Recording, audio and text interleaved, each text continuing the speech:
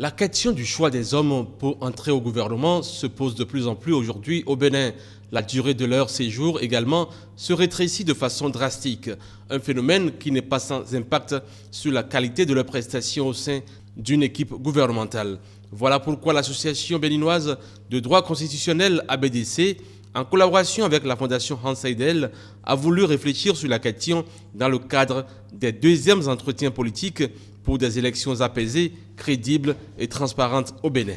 Il faut que progressivement, nous travaillions à faire en sorte que les partis politiques qui sont au cœur de la vie politique puissent avoir la responsabilité entière et totale du pouvoir d'État. Non plus être associés à volonté, un peu en étant dehors, rappeler, sortir, que les partis politiques ne soient pas aussi, là aussi je n'exagère rien, ne soient pas aussi exclus de la gestion du pouvoir. Une équipe pléthorique, est-ce que ça sert à quelque chose? Une équipe réduite et forte, qui constitue, comme on dit en anglais, un team de travail, oui, il faudrait qu'on en parle, il faudrait délier les langues et que nous voyons plus clair.